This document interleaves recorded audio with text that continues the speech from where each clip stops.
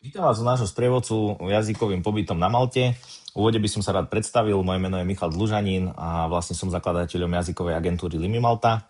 Čo sa týka Malty, tak venujem sa pobytom na Malte už skoro 15 rokov.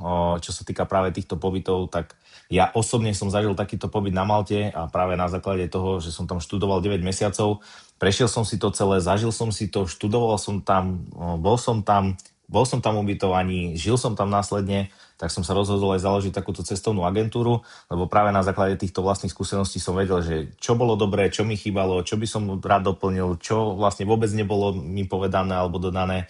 No a vlastne čo sa týka nás ako Limi Malty, tak venujeme sa vyslovene len jazykovým pobytom na Malte. Čiže dovolím si povedať, že naozaj čo sa týka Malty, tak v rámci Malty sme naozaj špecialisti. No a v rámci týchto videí, ktoré budete mať v tejto kalkulačke, tak sú nahraté 3 hlavné sekcie. V tomto prvom videu sa dozviete, či vôbec sa oplatí ísť na Maltu skrz nejakú jazykovú agentúru a vlastne čo za to platíte. Takisto sa dozviete, kedy je dobré ísť na takýto pobyt, v akom období, na ako dlho, ako to celé prebieha. No a potom sú ďalšie samostatné sekcie. Prvá je o tom, ako si vybrať správny kurz a ďalšie je potom, že ako si vybrať správne ubytovanie. Samozrejme, berte to tak, že to je len nástrel toho všetkého, lebo naozaj ani táto kalkulačka, ani tieto videá nemôžu pokryť to všetko, že čo sa dá vlastne v rámci jazykových pobytov na Malte. Je to skôr o tom, aby ste si vytvorili nejakú tú predstavu. No a stále to funguje aj tak, že keď sa rozhodnete pre nejaký pobyt alebo neviete sa rozhodnúť, tak ja som vám stále k dispozícii, my si zavoláme, ja si rád s vami porozprávam, prejdem tú vašu predstavu, lebo ja som nikdy ani keď riešil ceny, tak nerobil to, že som posielal ako pasovú výrobu, nech sa páči cena, ale stále som sa snažil urobiť to, aby som pochopil vôbec tú predstavu daného klienta, prečo tam ide, či to je skôr dovolenka s angličtinou alebo angličtina s dovolenkou, aké sú tie preferencie, čo má rád, čo nemá rád a vlastne na základe toho vieme vlastne prispôsobiť celý ten jazykový pobyt. Dobre, tak poďme teda na prvú otázku, asi tú najdôležitejšiu. Oplatí sa mi ísť na jazykový pobyt cez nejakú agentúru, alebo je to lepšie, keď si to riešim sám? Veľa ľudí si myslí to, že keď idú na pobyt skrz jazykovú agentúru alebo cestovnú agentúru, takže preplatia na poplatkoch. U nás to funguje ale tak, že my naozaj pracujeme s oficiálnymi ceníkmi priamo jazykových škôl a tie ceny sú 1:1, čiže nám neplatíte navyše nič. U nás to funguje tak, že nás platí priamo jazyková škola. Čiže za to isté, čo by ste si objednali vy priamo od školy, tu máte u nás, ale s tým veľkým rozdielom, že máte od prvého momentu až do konca podporu. Čiže ako to celé funguje? Jedna vec je práve to, že si viete pozrieť, že ako vychádzajú napríklad takéto pobyty, rozhodnúť sa, ale samotný výber toho pobytu, ako som už spomínal, je niekedy veľmi obťažný, tých škôl, tých variant, tých kurzov, tých ubytovaní je strašne veľa. No a vlastne, čiže tu máte tú predstavu, že možno koľko to stojí.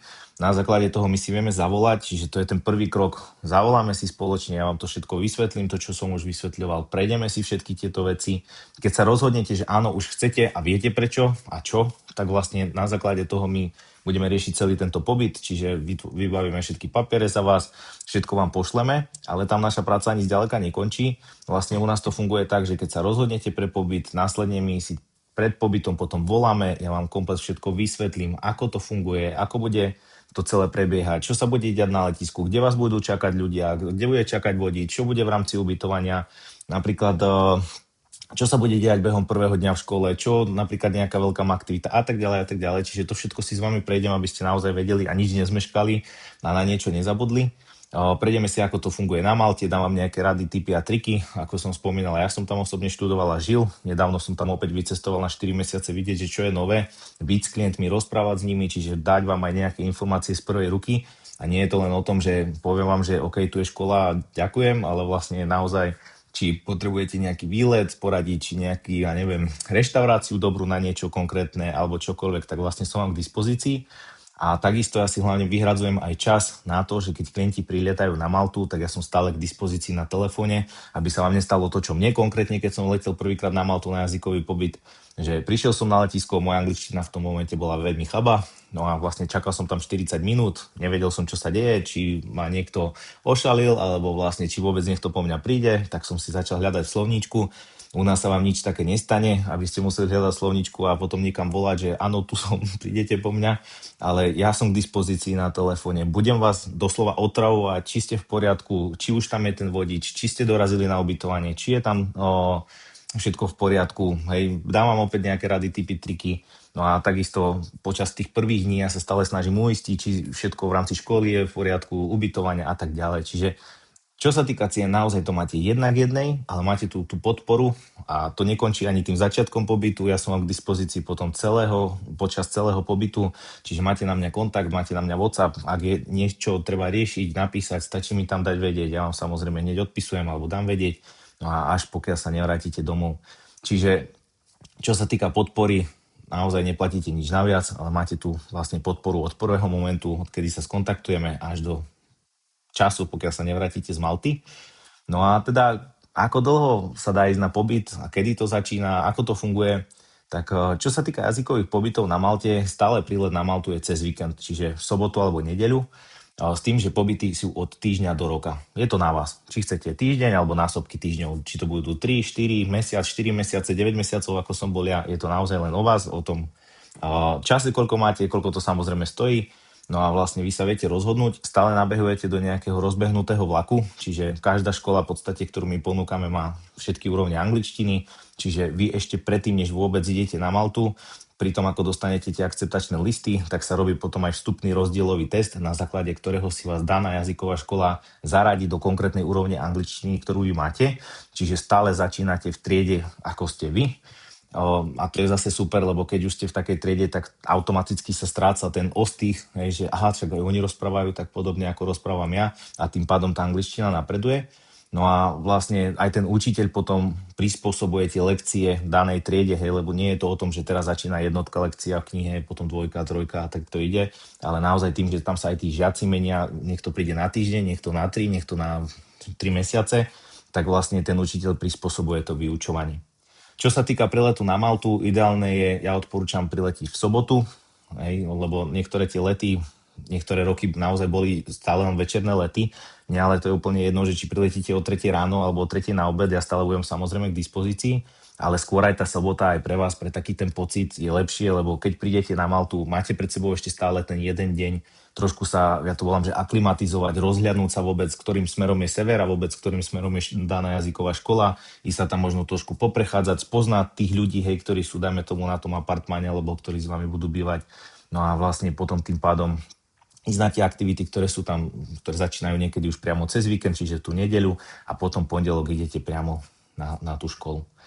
Čo sa týka vlastne kurzov na Malte, oni fungujú celoročne, čiže tam nie je problém, keď či chcete ísť cez leto, čo je taká najhlavnejšia sezóna, alebo cez zimu, alebo vlastne jeseň. Asi také jedno z najkrajších období, čo najviac využívajú klienti, tak je vlastne október, november, december. Hej, lebo tam v rámci cien tak sme zase na mimosezónnych cenách a Malta tým, že je krásna, hlavne celý ten ostrov a more okolo nej sa rozohreje, tak je tam krásna čistá voda, máte tam tepľučko, ale nie je až tak horúco ako cez to leto. Čiže práve možno ten október, november je taký jedno z tých najkrajších období, ale samozrejme aj počas celého roka, aj teraz cez zimu bolo vlastne nejakých 20 stupňov, na Malte 17, 18, hej, samozrejme treba rátať s tým, že je to ostrov, je to v mori, čiže vlastne môže tam prísť tie ich dažde, hej, alebo nejaké búrky, ale čo sa týka Malty, tak oni hovoria, že majú celoročne veľmi stále krásne počasie, hej, čiže naozaj, keď možno sa nedá kúpať cez tie zimné mesiace, ale naozaj aj tých možností na Malte je strašne veľa, čo si viete pozrieť. Čiže stačí sa vám vybrať, kedy chcete ísť na tú Maltu, stále je to sobota alebo nedeľa. Pondelok, vlastne od pondelka do piatku prebieha ten jazykový pobyt, čiže kurz a cez víkend, v sobotu, nedeľu sú väčšinou nejaké aktivity, stále škola, ale samozrejme organizuje, oni vám to vyvesia aj na nástenku, rôzne veci, čiže čo organizujú, lebo povedzme si, celý ten pobyt nie len o tom, že ste na danom kurze, ale vlastne je to o tom, že ste, tak sa hovorí, my Slováci rozprávame, že hodiť do vody a plávať. Čiže presne ste tam, ste medzi tými spolužiakmi, idete na nejaký výlet, ja hovorím, treba ísť aj na vínko a daj si aj to pivko, treba ísť aj na pláž, lebo práve tam ste najviac potom nútení komunikovať. Takže to je to, čo sa týka nás, čiže u nás neplatíte nič navyše, máte podporu od prvého momentu až do konca. Čo sa týka pobytov, fungujú celoročne, stále je to od týždňa a počet týždňov, koľko vy chcete, no a vlastne stále ste zaradení do konkrétnej triedy a úrovne, ktorú vy máte. Takže ak máte záujem, kľudne si pozrite aj ďalšie video, kde si prejdeme, ako fungujú kurzy a aké kurzy ponúkame.